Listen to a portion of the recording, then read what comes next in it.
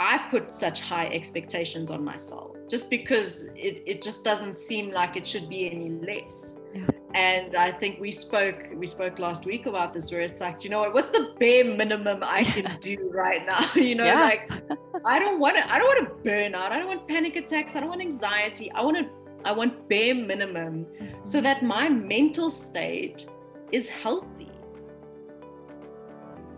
Hello and welcome everyone to Her Money Club Stories. My name is Raechelle Minney. I am the founder of Her Money Club. The intention for these beautiful discussions is to really collect women's journeys around how they've overcome various challenges with money and how life and money unfold together. In Her Money Club, we discuss a lot about aligning life strategy with the purpose of money in our lives and how we can create thriving lives together. And that is a process and a journey. So I want to collect all of these lovely, amazing women's stories for you so that you can also be along on the ride and know and trust that we're on the adventure together. So today we have with us Nicole Gray from Boxed Community, which I'm really excited to have you on, Nicole, and just learn more about you and hear your story and journey with money. So thanks for joining us today. Thank you for having me. Yeah, absolutely. To get to know you a little bit better, do you want to share maybe a little bit of who you are, where you are, and what you're up to in the world? Cool. So, as you mentioned, I'm Nicole Gray. I'm in South Africa at the moment, and basically, I'm the founder of Boxed Community, which is a virtual co-working space, which basically promotes ongoing learning, facilitated networking, and community building. Love it. Love it. I am a huge fan of Box Community and really excited for your expansion into the US and other areas. And even right now, just the journey that you're on in really serving entrepreneurs. And I love how you even describe it as creative entrepreneurs who really want to stay connected. So we can talk a little bit about that at the end. But today, I really would love to hear a little bit about maybe some of your past history with money, and if you want to maybe discuss your journey even into entrepreneurship, because I know you had a job and like jumped into creating this Box Community, maybe a little bit before and during and after some of that journey specific to money. Okay. Well, from a very young age in my high school years, my brother-in-law actually put me on the entrepreneurial journey. So he was always about having your own business. It's the best way to have a sustainable future for yourself. And, it was a very different way of thinking as opposed to, the majority who think a career is sustainable and it's stable and all of this kind of thing. Whereas, the reality is with a business, you control what happens, right? So it was really interesting. So he kind of put me on that journey. And from there, I moved into, studying hospitality and working in retail. And my first business I actually launched in 2010. I was a makeup artist. And I think when I say launched my business, it was a very, freelance makeup artist, very small business, not a real business, to be fair. I think this is the first time I've really kind of started a real business. I think those were just kind of test runs for this. And I think my relationship with money it was pretty similar throughout the years, in the sense that my parents always told me I was a spendthrift and I would always go for the most expensive thing on the menu. And it was not my fault that was what was exciting me. Right. I didn't search for the highest priced thing. It just looked like it needed to be eaten by me. So I really had this idea that, I couldn't manage money. Like, this is what my parents kind of instilled in me, that when you have money, you blow it, all of this kind of thing. But what I hadn't realized was, even though this was the mentality, I was almost on this journey to prove them wrong. Still in high school, I actually worked for my brother-in-law, and I helped in the manufacturing of stencils. And when I was doing that, I actually saved enough money for a phone. So I got my first phone and I bought it myself and this kind of thing. And my folks were just confused. They just didn't understand how this could happen. And this continued to happen, that I would save for specific things. And because they had said, you know, you're a spendthrift, I'd be very careful with my money and would tend almost to go for cheaper things too now, because I've been told you go for too expensive things, you need to go for the cheaper things, or be more careful, let's say. So throughout my kind of money journey, if I can put it that way, it was always kind of this up and down, not believing that I knew how to manage money when the evidence was actually the opposite. And, you know, when it came to my employment versus businesses, I was in and out constantly. I couldn't figure out where I fitted in. I was constantly working with creatives and in some kind of startup world type scenario, but I never quite found my niche until I started working in a physical co-working space in London. And that's when I was like, oh my goodness, I'm around the best types of people, entrepreneurs, you know, they're super like open-minded, and I just love the energy of it. And it was really interesting because I have two sisters, and my dad was an amazing saver of money. Like, he really provided for us.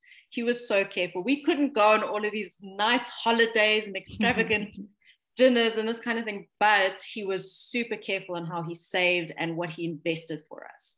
So what was really beautiful was that he created this kind of safety net for us, so that, you know, if something happened when we got older and this kind of thing, we would have this. And, you know, my two sisters, they got married and they decided, you know, they're gonna use the money to buy a house, which was amazing. And I don't even know where I want to settle down. Why would I ever buy a house? You know, like, that doesn't make any sense to me. I decided I would rather use the money to bet on myself. And that was a really interesting journey, because my mom was like, no, you cannot have access to this money ever. That is the worst decision that we could possibly make. You know, my dad was a little bit more trusting in me. And my mom, I had to have a conversation with my mom to say, do you know what? I'm going to take X amount of money out. And when that money finishes, I have to get a job. Okay, it's simple as that. I'm going to take this bet on myself, but if the money finishes, I'll get a job. And I remember I was living in my own place in Johannesburg, and I was using the money for my rent and to develop my business. And I got to a stage where I was like, I actually just want to travel. Like, what if I use this money to travel and see what happened with that? And it literally changed my life. So, and then I had to get a job because the money did run out eventually, as it does. But those 5 months of traveling totally changed my world, because I was traveling by myself across 9 different countries in Europe, and it was just amazing. And then when I got to the UK, I remember starting working and all of this kind of thing. I loved my job. I loved the company I was working in, but I found eventually that we didn't align. Our goals didn't align. And sometimes that happens, and it's not a bad thing. It's just that, you know what, I want to take this entrepreneurial route to a different kind of pathway. And when I was working, I was living with 1,000 people, as you do as an immigrant in London. And, you know, I just wanted my own place. That's all I wanted. That's all I wanted. And I could afford it. But in me affording it would mean that I couldn't save for me to start my business. And, you know, I'm sure you can probably tell me what the barrier, or not the barrier, the safety net should be if you leave your job to starting your own business, how many months you should have kind of available to you. And, you know, I just decided, you know what, you're going to suck it up because you want to start this business. What is more important to you? Yeah. And eventually I got to the stage where I was able to leave my job, and I came back to South Africa, and I thought, you know what, I'm going to be here for 6 months just to get this thing going. And I'm still here because COVID was like, no, you're going to stay here for a little while longer. But that has really helped with the pressure of starting a business. Mm-hmm. It's made me more able to kind of not have the additional expenses that I would have had if I had gone back to the UK. Mm-hmm. So it's been a really interesting journey. At the moment, I've now started doing something in my business where I'm taking 25% and putting it aside Mm-hmm. As my salary and 5% as profit. Mm-hmm. And it's really interesting for me because I haven't done that before, but it's still in the business account. It's just like an additional account to that. So I haven't actually taken it out, I'm just like, just in case, I'll just keep it there. I haven't drawn a salary. I haven't thought to draw a salary because I guess, when we talk about a thinking on money, it's, will I be able to make it through, regardless of how much money is sitting in the bank? Yeah. The thing at the back of my mind where it's like anything could happen. Yeah, there's a lot of what ifs. Mm-hmm. Yeah, and it also comes down to not actually knowing the particulars of my budget, which is ridiculous. I own a business. I should do this. But, I've got an accountant and she handles and, that kind of thing. But I don't know my financials the way that I should. Yeah. Yeah. The most probably important knowledge I ever gathered from the 7 and 8 and 9-figure entrepreneurs and women who like run businesses, like we're talking employees and all the things. It's like, they're like, you have to know your numbers. If you're going to grow, you have to know your numbers. And that's, I think it was the book specifically, Audacity to Be Queen. That's a really good book. That one was really powerful to hear her talk about how she did the same thing. And she basically talked about it being the difference of being a princess or a queen. And like, when you don't know your numbers, you're being the princess and like, you're just kind of la la la. And when I heard that, I don't know, when I read that book 2 years ago or something, I was like, yep, that's me. I'm the princess, right? Like, we've all been there, like just blowing money, whatever. And then for me, that was the difference in really establishing like, yes, my heart desires to run a business and I get to know the numbers in it. Because even for me, being in finance, it was still something I think we just avoid because we don't really want to know what the numbers are going to tell us. And at the end of the day, like, that's our result, right? And the meaning that we make out of that about ourselves or whatever is when we can detach the meaning we make out of it. It's like, okay, these are the numbers, these are the results, and where do I actually want to go with it? That creates this new level of possibility when we really embody, like, who do I get to be as a queen to really show up to money and really embody, like, I know the numbers like the back of my hand and I trust the numbers and I trust myself to get the results that I want. That's like this next level of like embodiment with money. But I feel you. I've been there. And I think the other side of the, sorry, Raechelle, just to also add to this, is that, to be honest, I don't even know where to start. I don't actually know what is the first thing. How do I know my money? I can see my bank account, I can see the in and out and, that kind of thing, but I don't think that's enough. You know what I mean? Because it also changes on a monthly basis. So I don't know how to manage my money. That's kind of the gist of it. That's a good question. And I think a lot of people also, they're avoidant, to your point, because they don't know how, right? Because they don't know where to start. So my encouragement would be to start with setting goals, like knowing none of the numbers. If you could just think, however you want to think, and create some goals around, like, okay, I really want to make 10 grand a month, 20 grand, whatever the number, 5 grand a month, right? Create some goals for yourself around what you want to be an achievement of, and then reverse engineer some of those things. So what that means and what that looks like is, okay, we'll just use simple math. If I want to make $10,000 a month, how many widgets, how many coaching sessions, how many people in your membership do you need to get to that number, right? What number are you at? What's the gap? So we'll just, again, use some easy math. Let's say 10 members equals $10,000. I know it doesn't, but let's just say that. And let's say that you have 5 members so far, so you need 5 more, right? And that gets you to your goal. So from a goal perspective, that's one layer of it. That's probably the easiest place to start.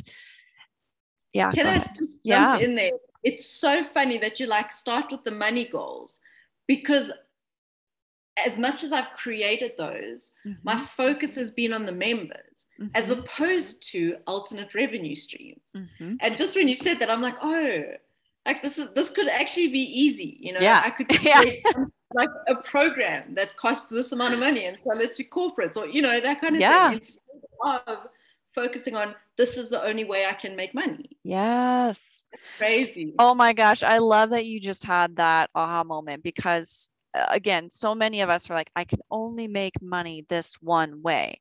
And there's just so many ways. Like, I did it to myself. I left my corporate job, and the only way I thought I could make money is with coaching. And how did that look? Well, it was the way I was taught by some mentors, and I could only do it that way. And it had to be on Instagram, and it had to look this way. And then once I started unraveling that and like learning more from other mentors and how they did it, then I just got confused. I'm like, okay, now there's just 5 million ways to do it, and I don't know which one I want. And then I kind of came, like, more recently full circle to like, how do I want to make money? How do I want to build community? How do I want this to look? And so in really grounding myself in what do I want that to look like, it created so much more certainty around trusting myself in how I was doing it, and not listening to the noise of how everyone else is telling me it should look. And when I started to focus on that, now it's like I can make money at trading in the stock market, because that's what I actually enjoy doing. I can do some coaching. What I've been doing recently too is like Turoing my car, and Turo is an app where like people can like reserve your car, and my car never gets used. So I'm like, yeah, someone can rent my car for the day or the week or whatever, like, and that's fine. And that makes money, right? Like, I'm just really sitting into all the possibilities of how does money come into my world. And then when we do that, it's like, oh, wow, now we have more fun conversations around like, and now where do I get to put the money, right? To your point around like 25% goes to me, or 5% goes to profit, or this much goes to paying the bills. So yeah, it's really about, I think to your point, creating multiple streams of income, multiple possibilities for money to flow in. And there's a definite shift when you start thinking like that. It's like, wow, there's so many ways to make money. And then you kind of can trail off on like, well, let me make 20 ways to make money. But then it's like, now you're splitting your energy too many places. So it's like, okay, somewhere between, in my mind, 5 to 10 streams of income is actually, at least for me, feeling really good at this point. But it's like getting to that point of like possibility, first step, right? So even if you're in the between 1 and 5, great. More than 1 is just good, right? Because I think when we just limit ourselves to this is the only way, like that's very limiting, and yeah, it doesn't serve us. But yeah, I think reverse engineering numbers, creating like for your case, I just see so much possibility in like you're doing the accountability coaching, and then there's the community membership, and like, are there courses that people could take? Maybe they're, just $20 courses or something. Like, there's just so many ways to allow that to flow through, and then, get your message out there. So I don't know if that's helpful and like where to start, but. Oh my goodness, this is crazy helpful. Every time I speak to you, Raechelle, you just open my mind. I feel like I just need you constantly on my Zoom call. Right. What about this? What about that? I need that. I think it's amazing. You've definitely opened my mind and actually made me think again about some ideas that I had previously. And I think this is the other thing with having a business. You get so bogged down by the day-to-days. You forget to think. And I say this so often because I'm so frustrated about this, because I don't think enough. And, I'll try to create spaces for thinking, but eventually I just get back into the habit of, day to day. And you almost forget how to think. Yeah. Crazy. Yeah, there's a couple of articles, and there's probably, yeah, there's a book on it too. I don't remember the name of the book, but it talks about our levels of consciousness. So basically our awareness, right? And to your point, the thinking element, but how present and aware are we at different like levels of our life, or however you want to describe it. And they specifically describe levels, and I learned this also in the neurolinguistic programming training I did. Level 2 is like thinking like on a tribe level, like, okay, family, tribe, and like this kind of like all collective element. Level 3 is like this ability to think for yourself, right? And like the I, and like, who do I get to be as a result of being a part of this tribe? And then you get to level 4, which is like these systems and processes. And a lot of first world countries operate from this system level 4, like to your point, like I just do the thing and this is a system and this is how I do my life, right? And it's very kind of stagnant, but it's also very comforting and very safe, right? Yeah. People go to their job 9 to 5, they leave their job, go home, eat dinner, like repeat. And so it's like the systematized thing. And then in level 5 is really where entrepreneurship even comes into play, where it's like now you're thinking creatively, you're thinking outside the box. Every day doesn't look the same. And my boyfriend and I were just talking about like every day is looking very different and like it's not very structured, but it's like this very exciting plight. And then it's also very like uncomfortable because there's lack of certainty around it. But the more we can really raise our awareness and levels of consciousness, we can, to your point, be more creative. We can think more. We can establish ourselves more resourcefully in the world around us. And then there's 2 more layers after that, which is like taking that and then applying it to the systems that exist in our world. And above that, it's like, and then can you be flexible enough to know and understand that every level is okay, like there is no good and bad, and it's like this, awakening. But it's so interesting because I think the more, to your point, we can step into that creativity and to thinking and to, I was just talking to my life coach earlier, so this is coming through too, like to allow ourselves to just be and allow ourselves to know and trust that the expectations we set for ourselves are valid. Because I think growing up, we set expectations, or our parents rather set expectations, and then this is the way it should be and look and all things like you described that with the money journey, right? Of, you're supposed to buy a house with it, you're supposed to do this with it, right? And you chose a different path. So for those of us constantly choosing the, road less traveled, it's really scary and exciting and all the things. So yeah, it's just a wild ride. No, it's so interesting. And Raechelle, just jumping on thinking again, it's really interesting because we actually just studied the law of thinking by Bob Proctor in the community. So, and he talks about how everyone thinks they're thinking, but they're not. Yeah. Brain activity is not thinking, and it excites me to think, because then it's like, all these opportunities again.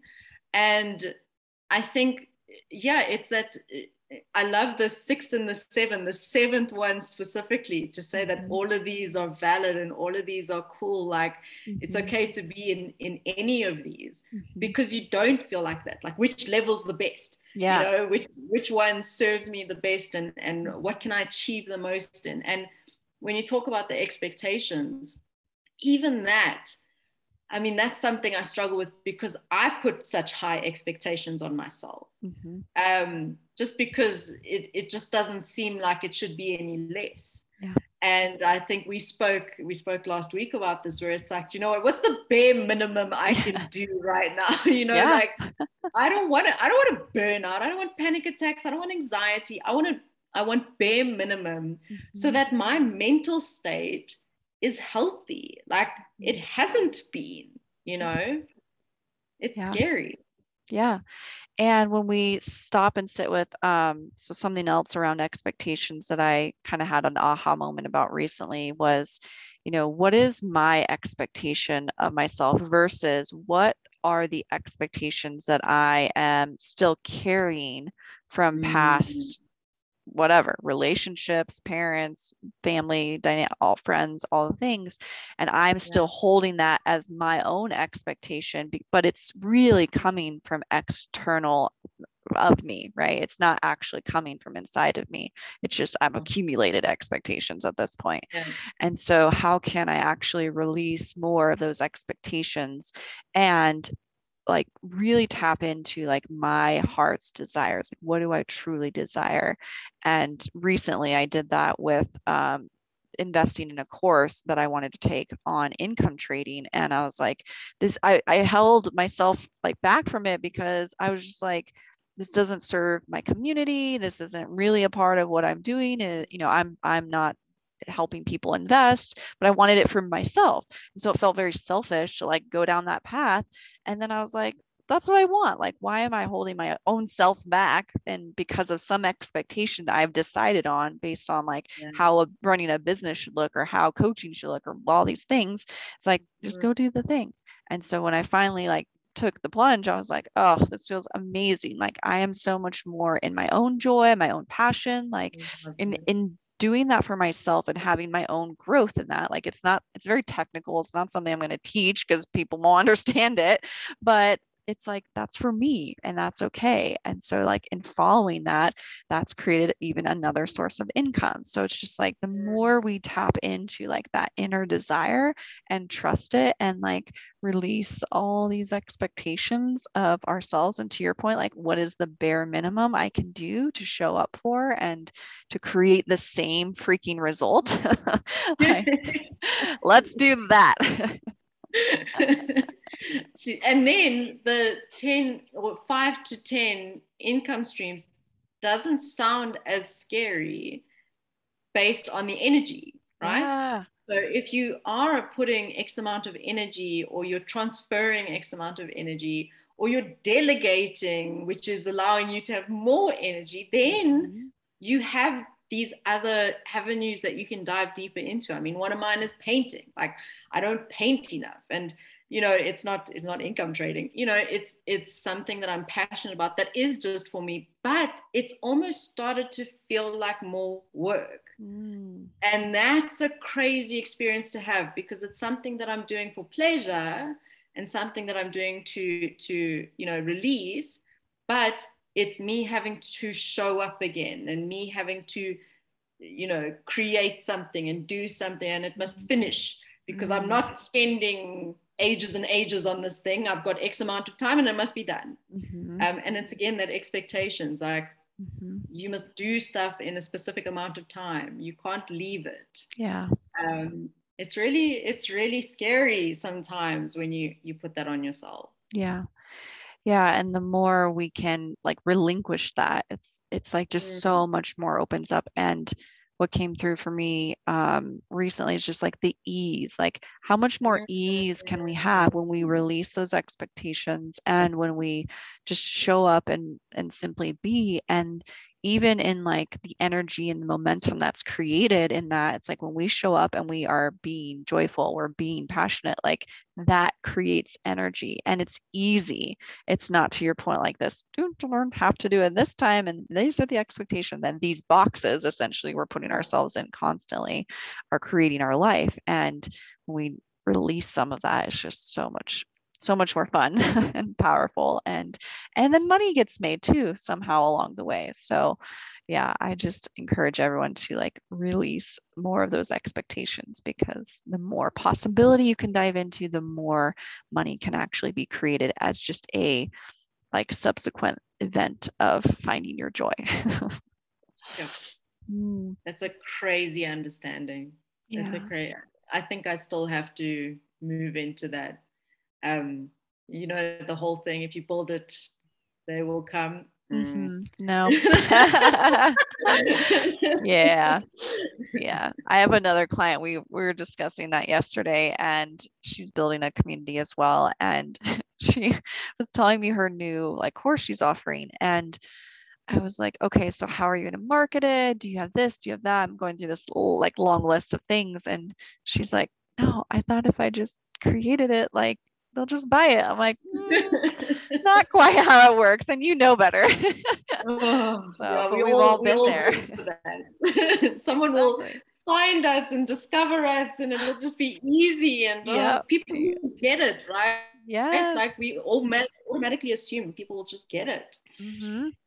Yeah, we talked about that too from an awareness standpoint, right? So like even with your community and building out, it's like how much do people actually need more awareness before they take that leap to buy into the community? Because if they aren't even aware that they're feeling lonely or they're feeling anxiety because they aren't around people, or whatever is coming up, but they don't associate it with like, oh, I should probably have more community experience. I should probably be more connected. I should probably learn something more, right? Yeah. Because we're so stuck in like, okay, this is what I have to do today and this is whatever, right? We're just not, to your point, thinking about and being aware of like, what do I truly desire and what can that look like and how can it be different each and every day? So like for you, it's like, how do you get to create that awareness for people such that they truly desire, like they want to be a part of the community, which your community is so juicy and experiential in itself, and it's all on Zoom, which is incredible. So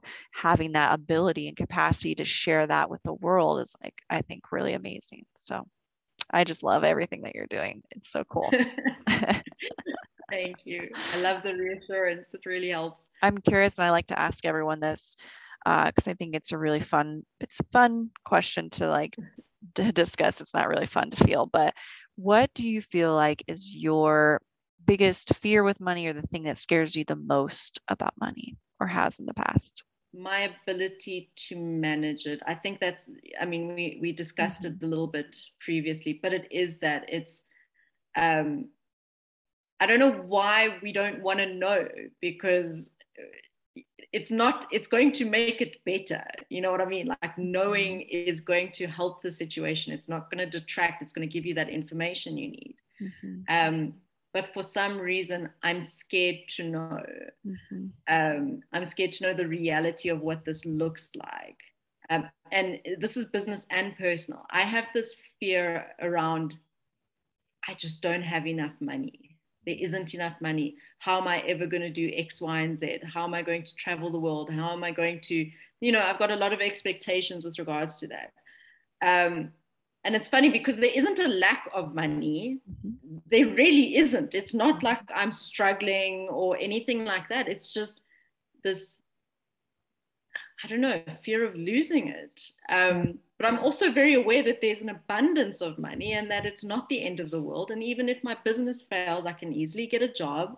But for some reason, it's that fear. Like, I really want to be self-sustained. I can envision what that looks like, but I'm scared I won't get there. Yeah. And knowing makes me even more scared because that reality isn't where I want to be right now. Yeah. Yeah.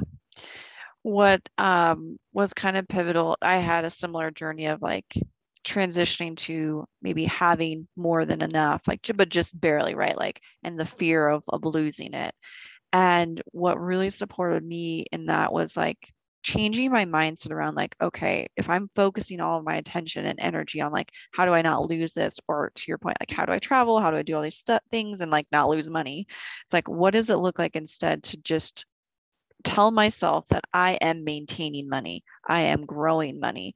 And like when I started to train my mind to think about like the maintenance, the growth, it's like, oh, okay, like I can always and forever have this amount of money and more. That's what I'm available for. And then I started focusing my attention elsewhere. It was, how can I have more money? Now it's like a different narrative happening in my head around like not fearing the loss, not worrying about like thinking about all the ways I could lose it. It's now like transitioning into like, wow, okay, if I do this, I can make this money here. If I do this over here, I can make this money here. But then it's like filling the gap, right? Because like we can envision it, right? So where we're at and envisioning where we want to go. But then filling the gap is the difference in what I like to call like being a done person versus a what if person. So like if we're just constantly what if, we're not really filling the gap, we're just thinking about it. Who do we get to be to create it a done deal. Like it's done. I'm creating this amount of money. This is what's happening this month. And when we start thinking in that capacity and like just deciding with 100% certainty, no matter what, this is getting done. And it's hard to do because I tend to make like astronomical, crazy goals for myself. So I have to be more realistic, is what has to happen, part of that process. But the other part of it is like, okay, when I do that, when I allow myself to be a done person and create certainty around, I know I can be in control of these things. These are the things that I know I can show up and do. And then I do the thing, then more than enough comes into play. And now my maintenance level becomes a new maintenance level, right? So it's like really, truly where we focus our energy and focus and attention goes to creating the done thing that we want. So it's just like this shift in like where we focus the energy and thoughts. It's so true. I mean, because what you think of grows, right? Mm-hmm. Yeah. It could be positive or negative, it will grow. Just the two things you said, I'm maintaining money and I'm growing money. I look at that and I'm like, but that's true, you know? Yeah.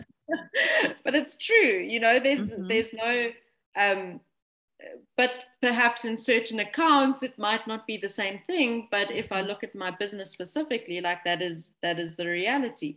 Yeah. And I think that's the other thing. It's this focus has been, I need to get this money or else. And, you know, it's also not accepting the or else. And I was told I'm not allowed to fail. I was told by one of my community members, you're not allowed to fail. You can't fail us. And I was like, oh my goodness, can you not? That's like, pressure. It's not life or death here. But for him, because he didn't have the choice, he has a family and all of this kind of thing, failure was not an option for him. Sure. And I know that pushes a lot of people. Yeah. But for me, the focus of if I don't get this money, then what? And the then what is not dramatic. It isn't the end. It really isn't. Mm-mm. But I think it's as you say, the shift in thinking where it doesn't have to be that. No. You know? Yeah. Oh wow, a new client. That's amazing. Mm-hmm. I wasn't expecting that, you know? Right. But even those words like wasn't expecting that. It's like, why aren't we expecting it? Right? Like, That's yep, true. another one. Thank you, universe, and another one. Thank you, and more. Yes. Right. So even in that dialogue within our head. You're so right. Yeah. Yes, it's scary what we say to ourselves. Yeah, absolutely. And there's another quote around like, what are we really afraid of? We're not afraid of failing. We're actually afraid of our own success, right? Our own light, our own success. How big can we get? And that was so true for me for a long time, because it was like, if I build out this community and have to then maintain it, then I like have all these requirements. And it wasn't until I hired my first VA and then my second, then I was like, oh, this is how it works. It's like, oh, I don't have to do all the work, right? Like I can actually delegate. Yeah. You see, and I've struggled with that, the fear of success versus the fear of failure, because I subscribe to that thinking that we're more afraid of our success. Yeah. But more recently, I'm like, no, I'm not. I am more afraid of my failure. And, you know, I always say to my community, like, you're actually afraid of your success. The reality for me has been the failure side of it, because I was told you have it in you to be this business mogul. I'm like, why are you putting that on me? Right. And it sounds amazing. And the concept is great. And, you know, what an amazing opportunity to be told that. But for me, it was just pressure. It was just scary. And it was, but the evidence isn't lining up with what you're saying. In other people's mind, it might be different. You know, for other people, they wouldn't even dream of starting a business. And I think, again, that expectations and the goals too. I mean, you just said it. You set crazy goals for yourself. I do the same, but I don't know how to do it differently. Because, you know, thinking across the world and thinking across the room is the same amount of energy. Yeah. You know? So it's difficult for dreamers Mm-hmm. to kind of rein it in and be like, okay, realistically, this is what you can do. Yeah. Because realism is not in my mind. Mm-hmm. You know, when you're starting a business, it's the world is my oyster. Yeah. You know, I can do everything. And then when it doesn't happen the way that you expected it to, Mm-hmm. it's like a kick to the head, you Yeah. know. Mm-hmm. It's a horrible feeling. And I think that's the part where it's, how do you think now? You Mm-hmm. know, how should you think? Because sometimes the really exciting thoughts are just a bit too big for now. Well, and Or it's like that thought, it's like it doesn't have to be diminished, but it's like, okay, how do you get to navigate to that vision, to that dream, right? yeah, And yeah, then enjoying the process of that. And I think for us as visionaries, yeah, like, yeah, I just want to get there, right? yeah, But it's like, okay, I'm really sitting into, and Bob Proctor talks about this, Abraham Hicks talks about this. It's like, how do I sit on the process and enjoy the process of that? So not be anxious or fearful or all these other things that come up. How can yeah, I be in my passion and my joy at every step of the way? And that's where, for me, I've learned to create more of like milestones. So it's like, okay, this is the big, hairy, audacious goal. Yes, I get to have that. But what are like some of the fun, juicy parts that are going to happen along the way, and try to navigate through that? And then when I do have those milestones, now it's like the celebratory process and journey to get to wherever I want to go. And then it just makes it more enjoyable, and releasing all these expectations around how long it takes and this and that. It's just like, can I just enjoy the ride? And that just serves me so much more in like being at ease with wherever I'm at on that journey. I love the ease. I say Mm-hmm. that to the members all the time. It shouldn't be hard work. Yeah. You know, even the language around work, it shouldn't be hard work. It should be Yeah. easy work. Yeah. You should have peace with this. It should, the law of non-resistance, it should just flow, you know. Mm-hmm. Um, but I know it's something I'm still learning and Yeah. still kind of navigating. And even when you know it, you don't know it. You know Right, what I mean? right. You have to like experience it. There's a new term in our household that we call plurking. So it's play working, so that we're not working, we're plurking.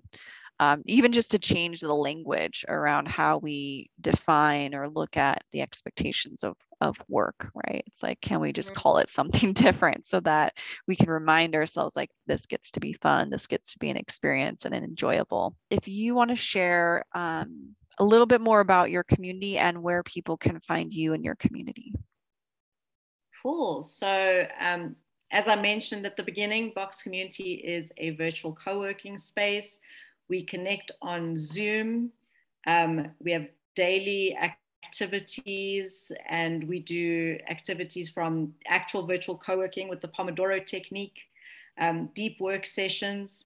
We have activities which include workshops, Skillshare workshops, from business skills, from SEO to branding to money and finances, to more personal development activities like our series on self-love, our monthly mental health conversations. And then we have industry specific networkers for coaches, marketers, designers, so kind of across the board. And we're always looking to kind of expand those networkers too. So we do connect, like I say, on Zoom, and then we also have our accountability coaching. So that's more one-to-one goal setting activities where we touch base every second week and just make sure you're getting on with your goals. And we've tried to make it super accessible. Coaching can be quite expensive, and we're trying to make this accessible to the smaller business owners and the freelancers and creative entrepreneurs. So our price ranges are basically at a 25% discount at the moment, from $30 to $60 on the 25% early adopter discount. And you can find us at boxedcommunity.com and on Boxed Community on Instagram. And you can also find me at miss.nicole.gray on Instagram too. So yeah, would be happy to give you guys a tour of the community. And thank you so much, Raechelle, for giving us this platform to kind of showcase what we're about. Yeah, absolutely. Thank you so much for the conversation and spending the time today. I really appreciate it.